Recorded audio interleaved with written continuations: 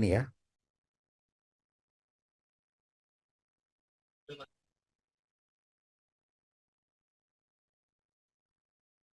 Oke, halo. Halo, Oke, oke, oke. Kita mulai ya. Bentar.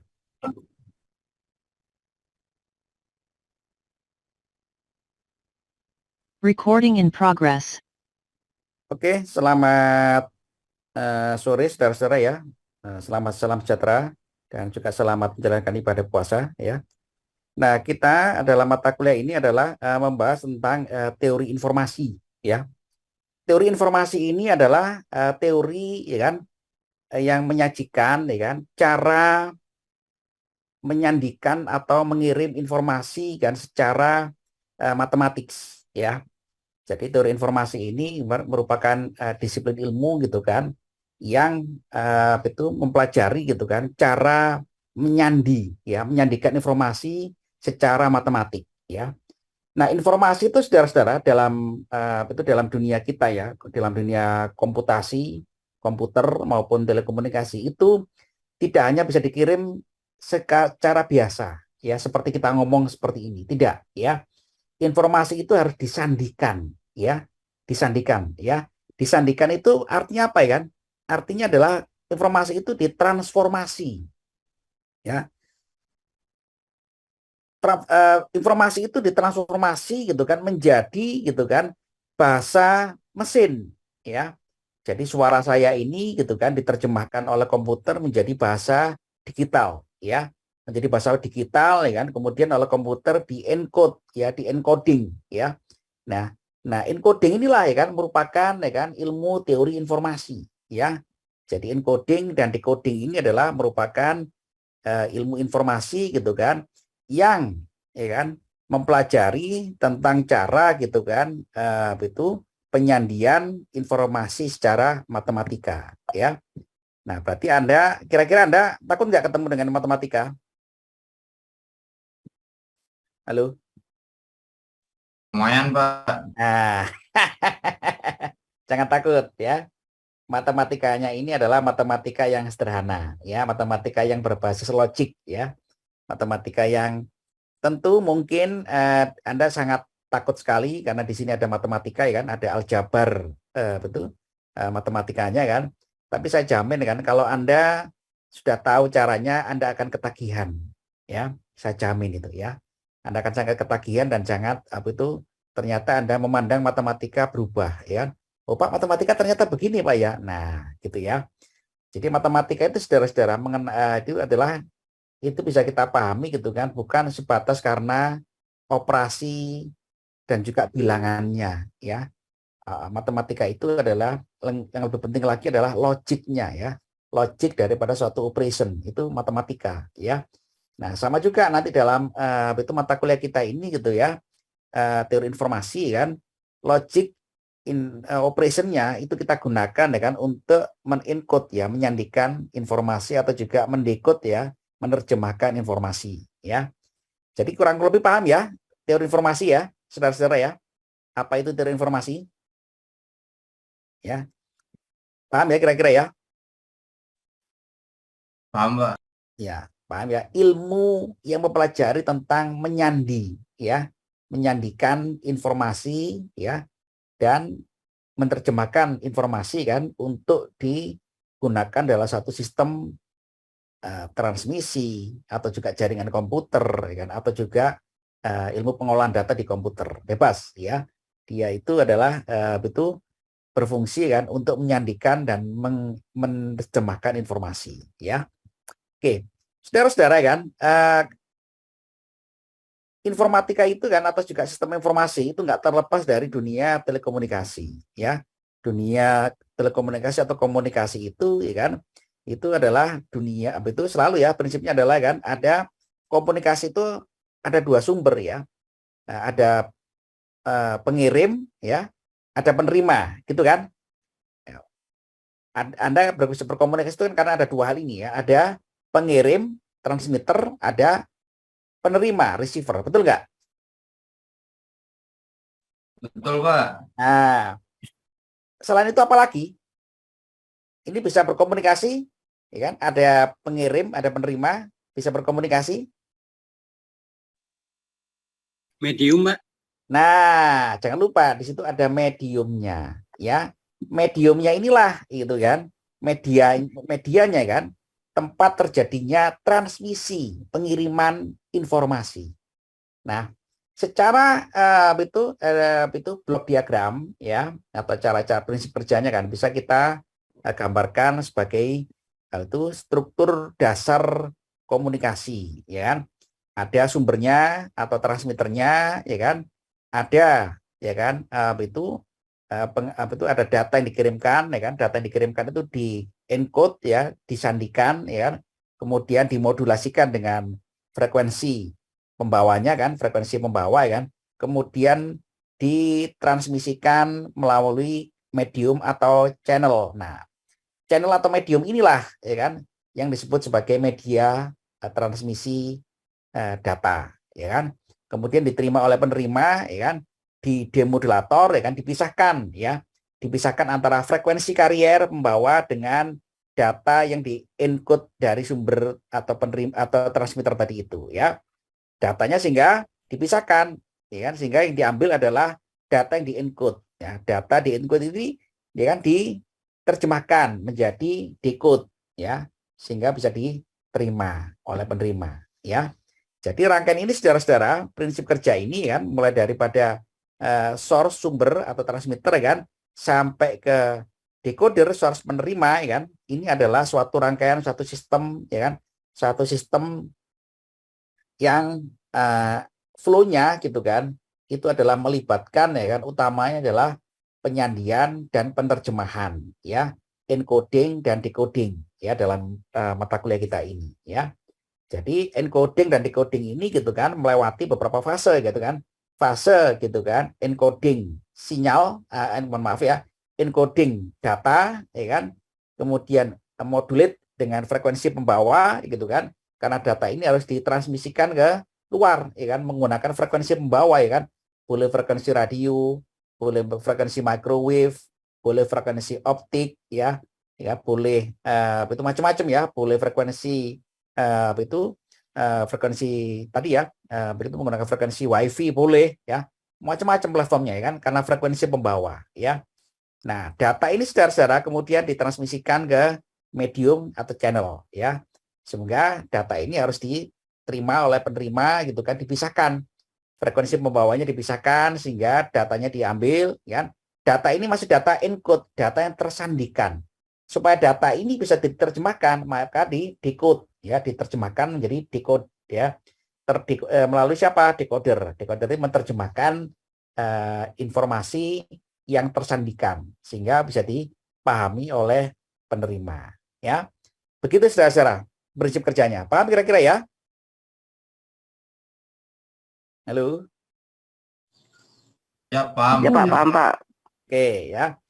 Nah, saudara-saudara, berarti teori informasi ini gitu kan, yang tadi ya intinya adalah itu mempelajari cara menyandikan ya, menyandikan atau juga menerjemahkan informasi gitu ya. Saya tanya kepada Anda kan, menyandikan itu kenapa kalau informasi itu perlu disandikan? Ada yang tahu kenapa Biar informasi aman, perlu Pak. disandikan? Ya. Oke, bagus. Ya. Biar aman. Ada lagi? Ada lagi? Kenapa informasi itu harus disandikan? Atau ditransformasi atau dirubah? Ada lagi?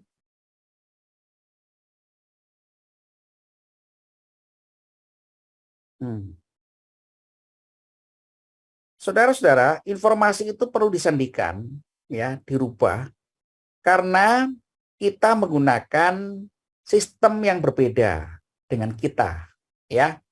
Saya dengan Anda itu kan menggunakan bahasa vokal, ya. Sementara bahasa vokal kita itu mau dikirim dengan bahasa mesin, ya, bahasa digital. Nah, inilah ya, perlu penyandian, ya. Jadi penyandian itu adalah merupakan ya kan, transformasi dari suatu sistem, ya, transformasi bentuk data dari suatu sistem, ya. Supaya apa? Supaya bisa menyesuaikan, ya. Menyesuaikan, ya kan? Kan nggak mungkin suara saya ini gitu kan tertransmisi oleh HP gitu kan sama persis dengan cara seperti saya ngomong, ya. Waktu dia transmisi ya, nggak bisa, ya. Data saya ini harus dirubah menjadi data digital dulu, ya.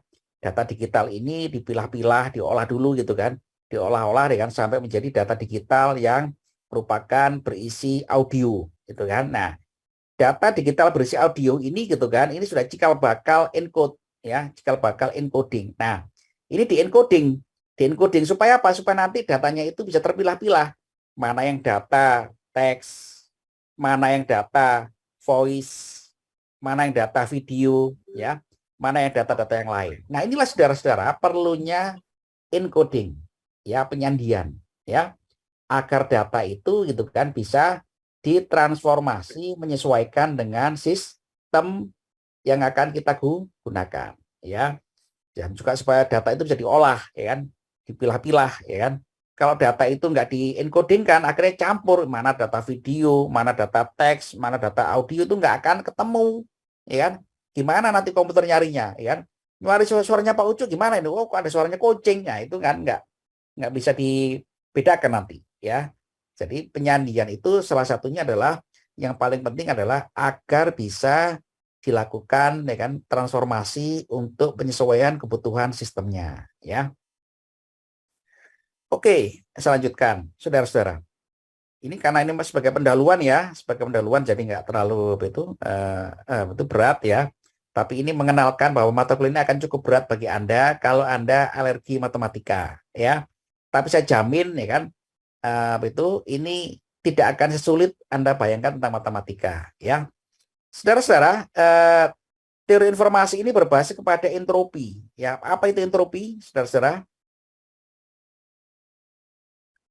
Entropi ini adalah tingkat kekacauan, ya, tingkat kekacauan yang tidak terhingga, ya, tingkat kekacauan. Jadi itu informasi itu bisa kita pandang secara filosofi kan, dia adalah sebagai bentuk daripada simbol-simbol yang tidak terkirakan, ya. Sebagai contoh begini, saudara-saudara. Ini dengar semua ya? Dengar semua ya? Dengar Pak, dengar Pak, dengar. Noto, ya, Noto Susanto. Noto Susanto itu kalau saya sandikan, ya, itu kan bentuknya macam-macam. Noto Susanto ditulis dalam bahasa Arab, bisa kan? Bisa, Pak. Noto Susanto ditulis bahasa Cina, bisa kan? Ya. Bahasa Thailand bisa kan? Bisa nggak? Harusnya bisa, Pak. Hah?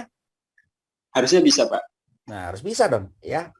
Nah, perubahan ya atau representasi nama Noto Susanto, ya, menjadi huruf-huruf tadi ya, huruf Cina, huruf Arab, huruf Nigeria, huruf Jawa, huruf India, itu dinamakan sebagai entropy information.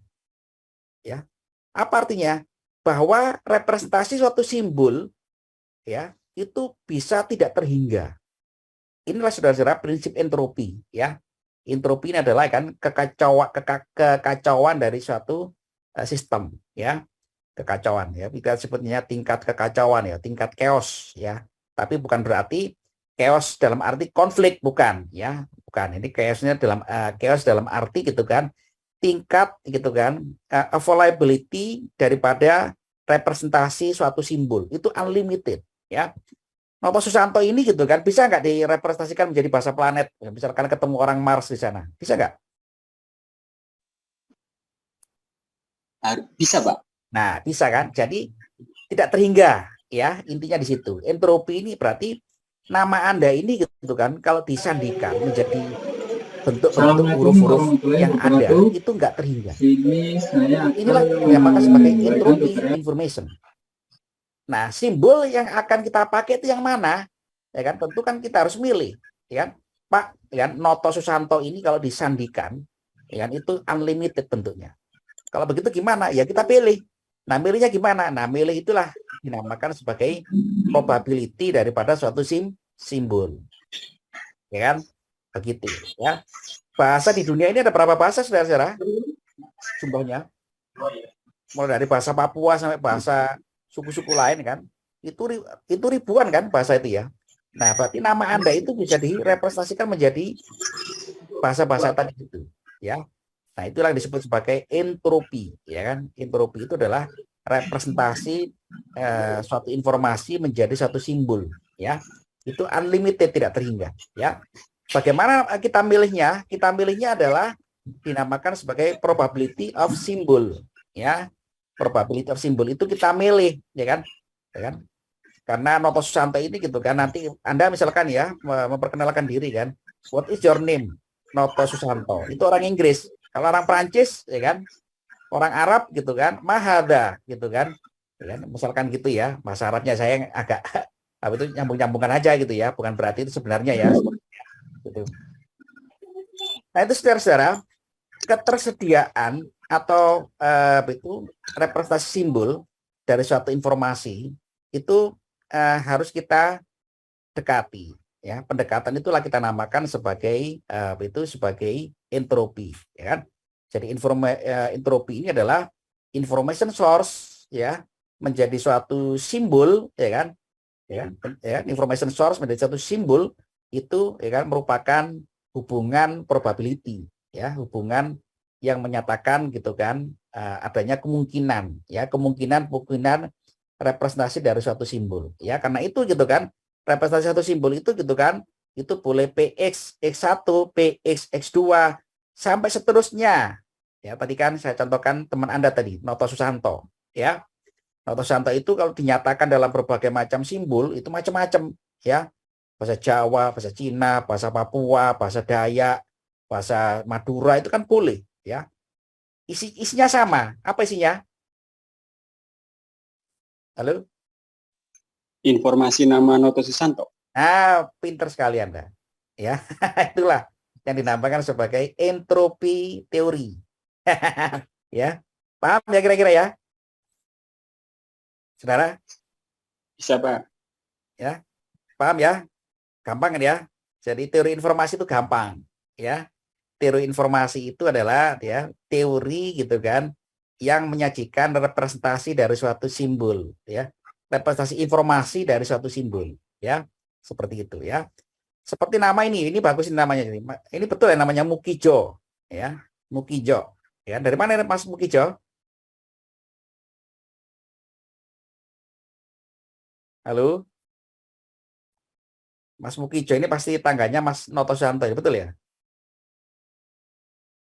Halo? Saya Banyumas, kalau nggak salah beliau Banyuwangi, Pak. Oh, wah, jauh banget. Iya, Ya. Jawa Timur, Jawa Tengah. Jawa Tengah, Jawa Timur ya, ya kan? Jadi sama juga, ya kan? Namanya Mas Mukijo ini gitu kan, kalau disimbolkan dengan simbol-simbol yang lain ya, itu unlimited ya, tidak terkira ya. Nah, kemunculan dari simbol-simbol tadi ya, nama Mas Mukijo ya kan dalam satu sistem itu bagaimana kemungkinannya? Nah, inilah gunanya itu namanya konsep entropi gitu kan. Entropi dari teori information ini ya. Jadi itu karena simbolnya tidak terhingga gitu kan, walaupun isinya sama gitu kan, isinya nama Noto Susanto gitu kan. Nah, kemunculan probability-nya itu adalah bisa kita dekati sebagai apa? Sebagai hubungan logaritmik ya, hubungan logaritmik dari suatu probability-nya. Nah, ini ya. Ini filosofi ini ya, filosofi kan. Filosofi dari entropi gitu kan. Jadi apa maksudnya gitu kan? Entropi dari satu itu satu sistem informasi kan. Ini adalah I, simbol informasi kan. Informasi yang tidak terkira, tidak terhingga ya. Informasi yang tidak terhingga itu gitu kan, itu disusun oleh gitu kan penjumlahan dari probability suatu simbol digunakan. Nah, ini ya. Nah, ini gitu kan. Jadi entropi itu saudara-saudara ya kan, kekacauannya akan berkurang ya kan, kekacauan ya. Entropi itu kan kacau ya, bahasa mudahnya, bahasa simpelnya itu kekacauan ya, tapi bukan kekacauan konflik ya. Maksudnya adalah tingkat variasi daripada suatu simbol ya. Karena variasi satu simbol itu kan unlimited, banyak sekali ya. Nama teman Anda itu Noto Susanto itu bisa dinyatakan dengan berbagai macam bahasa, sampai bahasa hewan pun juga bisa itu ya. Gitu ya. Intinya sama, isinya adalah Noto Susanto ya. Nah, entropi itu tingkat kekacauan itu bisa dikurangi gitu kan. Dikurangi oleh apa? dikurangi kan, entropi informasi ini ya, dikurangi oleh gitu kan probabilitas simbol-simbol representasi daripada nama Noto Susanto, ya kan? Nah ini ya. Nah, ini probabilitasnya ya dijumlahkan gitu kan, maka entropinya akan turun gitu ya. Bisa dipahami saudara-saudara? Halo? Pak. Ya, gitu ya. Jadi ini dulu yang harus saya pahamkan ya. Jangan sampai Anda tidak paham mengenai teori informasi ya. Ternyata teori informasi itu saudara-saudara kan unlimited representasinya. Betul nggak? Ya. Unlimited, tidak terkira dan tidak terhingga. Ya, begitu ya. Jadi teori informasi ini saudara-saudara gitu kan. Oke ya. Teori informasi ini gitu kan merupakan itu kan teori gitu kan yang ya kan bisa menyajikan gitu kan representasi secara itu simbolik ya, simbolnya gitu kan, maka akan kita dapatkan gitu kan keuntungannya ya kan. Ini sebagai contoh ya kan, sebagai contoh kalau kita itu menggunakan representasi simbol digital 0 dan 1 ini ya. Nah, maka gitu kan representasi simbol 0 dan 1 ini gitu kan, itu kan cuma ada dua kemungkinan ya, kalau nggak muncul 0 atau 1, betul nggak? Betul, Pak. Nah, itu digital ya. Jadi misalkan ya untuk komunikasi digital ya. Jadi kalau kita menggunakan simbol 0 dan 1, kemungkinan gitu kan 50-50 ya. Muncul 0 atau 1, 1 atau 0 ya. Seperti itu ya. Nah, probability-nya adalah bisa kita nyatakan sebagai probability simbol X sama dengan 0 sama dengan P0 ya, P0 kecil ya. Probability simbol X sama dengan 1 sama dengan 1 dikurangi PRX sama dengan 0 sama dengan 1 dikurangi P0. Betul nggak pernyataan ini? Ada yang pusing, stres melihat ini? Apa tuh Pak? Anda pasti akan bingung ya. Apa itu Pak? Muter-muter, Pak. Ya, Ya. Pak, dari mana mendapatkan Ya. persamaannya ini, Pak? Ini representasi dari satu sistem ya, representasi ya. Ini bukan dari mana gitu kan. Bukan dari mana. Ini kalimat matematika itu kan bahasa, saudara-saudara ya. Bahasa memahami suatu sistem ya. Jadi matematika itu Anda jangan lihat, Pak ini dari mana Pak, ngarang sendiri Pak Ucu. Ya enggak ya. Ini representasi bahasa ya. PR itu probability. Logis enggak? Probabilitas ya, PR itu ya, kemungkinan ya, probabilitas ya. Probabilitas simbol X sama dengan 0 itu kita asumsikan adalah sama dengan P0. Boleh nggak? Boleh, Pak. Boleh kan? Boleh, Pak. Ya, nama juga mengandai-andai gitu kan ya. Ya. Ya, ya. Ini contohnya saja ya. Probabilitasnya adalah P0. Nah, kalau gitu probabilitas X1 probabilitas atau kemungkinan simbol 1 itu adalah PR X1 sama dengan 1 dikurangi dengan PR X sama dengan 0 sama dengan 1 dikurangi P0. Kan logis ini. Ya. Kita udah mendefinisikan probabilitas X sama dengan 0. Ini kan definisi awalnya. Betul kan? Berarti probabilitas simbol 1 berarti kan 1 dikurangi 0. Betul nggak? Betul, Pak. Nah, ya kan logis kan? Jadi pahami logikanya dulu, ya. Ya, karena Anda waktu belajar matematika kurang disentuh oleh pengajarnya mengenai aspek logikanya, jadi ya, akhirnya takut dengan matematika, ya. Jangan takut, ya matematika itu gampang kok, ya, logis, ya, logis, ya. Jadi simbol-simbol ini merupakan representasi daripada suatu sistem, saudara-saudara, ya. Nah, gitu, ya. Jadi saudara-saudara, entropi, ya kan, tingkat kekacauannya, ya kan, itu bisa kita sebut sebagai Shannon function, ya, atau binary entropy function. Binary entropy function ini, gitu kan, ya kan, dari dua simbol ini, gitu kan, binary entropy function dari dua simbol ini kan adalah I X, ya kan, sama dengan, ya kan, minus, ya kan, P0 log 2, P0, gitu kan, dikurangi 1 minus P0 ya kan, log 2 1 ini ya, minus P0. Ya, inilah yang disebut sebagai ya kan, disebut sebagai entropi Shannon function ya, atau binary entropy function ya. Artinya apa gitu kan? Artinya adalah gitu kan, probabilitas daripada simbol 0 dan 1 digunakan untuk betul menyatakan berbagai macam bahasa gitu kan. Itu adalah bisa kita dekati sebagai ini gitu kan. Pernyataan ini gitu kan ya. Ya intinya adalah secara kasar ya kan, munculnya simbol 0 dan 1 itu kan 50% 50%. Betul nggak? Setiap event ya. Betul, Kalau Pak. kejadian, nah kalau nggak muncul 0 akan atau 1 ya kan. Jadi terjemahan kasarnya adalah seperti itu ya. Ini juga sama ya kan. Probability ini ya kan, pernyataan ini kan, pernyataan logika ini karena menjelaskan gitu kan, probability munculnya huruf 0 atau 1.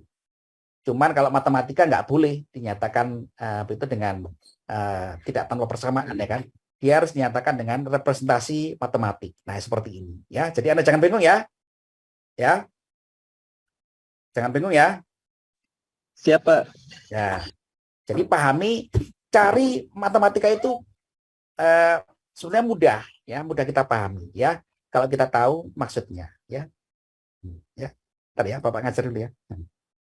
Oke, saudara-saudara ya. Jadi sebelum saya lanjutkan lebih jauh lagi ya, itu lebih jauh lagi ya kan, maka nanti minggu depan ya kan kita sudah mulai gitu kan mengencoding suatu informasi ya. Kira-kira siap Anda ya mengencoding suatu informasi? Iya, Gampang ya. Mengencoding suatu informasi. Insya Allah, Pak. harus Ya. gampang, Pak. Mohon Ya, bimbingannya, jangan Pak. Nanti dipandang kalau sulit. salah, Pak. Mohon bimbingannya, Pak. Ya, salah nggak apa-apa, salah ya. Salah nggak apa-apa. Salah nggak akan saya nilai 0 ya. Kalau nyontek saya nilai 0. Nyontek ChatGPT 0 ya. Kalau salah, Anda mengerjakan soal saya nih ya. Salah ya, saya nilai 100 ya, karena itu usaha Anda ya. Setuju ya? Setuju, Setuju, Pak. Pak. Ya, jadi Anda jangan takut Terima salah. kasih, Pak. Ya. Usaha itu harus dihargai saudara-saudara ya. Jadi perguruan tinggi itu nggak boleh seharusnya kan menjudgment orang itu gitu kan nilainya 0 karena dia nggak bisa ya. Ya, dia bisa itu butuh waktu ya, butuh waktu belajar, butuh waktu sarapan ya kan. Anda kalau sarapannya pecel ya kan ya, disuruh pinter ya kan, ya gimana gitu ya. Ya. Ya harus sarapannya harus bergizi, ya, telur. Itu kayak di Pak Habibie itu pernah ya bilang ya. Anak Indonesia itu harus pinter, supaya pinter makannya harus bergizi, ya kan. Waktu Pak Habibie di Jerman kan itu makannya kan telur, ya kan, endok, daging yang bergizi gitu kan. Baru dia bisa mikir cara mengerjakan pesawat terbang, ya. Nah kalau sarjana Indonesia kan karena dia makan tempe gitu suruh ngerjain pesawat tempur ya seperti ini ya, gitu ya. Setuju, Pak. Tapi ini kita syukuri gitu kan, kita pelajari pelan-pelan ya. Jadi nanti dalam mata kuliah kita ini saudara-saudara, nah kurang lebih seperti ini gambarannya ya. Mata kuliah kita ini ya. Saya punya simbol 0 dan 1 ya. Simbol 0 dan 1 ini gitu kan mau saya kirim ya kan ke dalam binary symmetric channel ya kan. 0 bisa jadi 0 atau 1 ya. 1 kalau dikirimkan bisa jadi 0 atau 1. Paham kira-kira? Saya Paham, punya Pak. dua simbol, 0 dan 1. Kalau simbol 0 dan 1 ini saya kirim ke channel informasi, ke channel ya, maka angka 0 ini bisa dinyatakan 1 atau 0. Betul nggak? Boleh kan? Betul, Pak. Nah, Betul, boleh ya. Pak. Boleh. Boleh ya. 1 juga sama. 1 itu ya kan, kalau saya kirimkan kepada Anda gitu kan, bisa jadi dia adalah 0 atau 1. Nah, jadi kemunculan itu masing-masing ini adalah sekian persen tadi itu ya, sekian persen yang kita samakan tadi itu ya. Nah inilah nanti kita bisa ngitung yang namanya bit error rate ya, bit error rate ya, performansi daripada satu sistem transmisi data ya. Berapa error rate-nya ya kan munculnya gitu kan. Ini teorinya saudara-saudara ya, teorinya seperti ini. Faktanya gitu kan, saya ngirim 0, di sini munculnya enggak, ini betul 0. Ini di sini munculnya apa itu? 0. berarti kan error. Ya. Sistemnya error. Nah, berapa? Nanti kita ngitung errornya, ya. Sebaliknya saya ngirim 1, mestinya di sini 0, di sini jadi 1, di sini jadi 0, berarti kan error, ya. Berapa persen errornya, ya? Gitu. Simple, ya. Bisa kira-kira ya? Insya Allah, Pak. Ya, pelan-pelan ya, pelajari ini ya. Pelan-pelan, ya. Bantu aja, Pak. Ya, pelan-pelan karena ini agak sulit ya, apalagi agak sulit ya. Jadi mata kuliah ini memang mata kuliahnya anak elektro, anak telekomunikasi kan, tapi Anda rupanya juga dipelajari juga ya. Ya sudahlah, bismillah ya. Kita harus bisa, ya. Bismillah, Pak. Ya, oke, ya. Mungkin itu saudara-saudara ya penjelasan kita hari ini ya. Penjelasannya ya. Nanti itu ini saya unggah di di LMS ya. Minggu depan insya Allah saya lanjutkan ya. Jamnya sama, Pak, minggu depan, Pak. Minggu depan nanti saya umumkan ya, 1 hari atau 2 hari sebelumnya ya. Kita sesuaikan dengan Siap, jadwal kita ya. Nah, oke ya. Jadi Anda jangan takut ya mempelajari encoding dan decoding ini ya. Semuanya nanti by software ya. Tetap by software ya. Kita cari yang sederhana, kita pelajari yang basic sederhana aja, nanti kita kembangkan ke yang lebih canggih ya. Begitu prinsipnya ya, cara kita belajar ya. Cukup saudara ya. Siap, Pak. Terima kasih, Pak. Ya, sama-sama ya. Saya akhiri cukup sekian. Selamat sejahtera ya. Salam sejahtera dan menjalankan ibadah puasa. Assalamualaikum warahmatullahi wabarakatuh. Selamat sore. Waalaikumsalam, Pak. Terima kasih, Pak. Terima kasih, Pak. Recording stopped.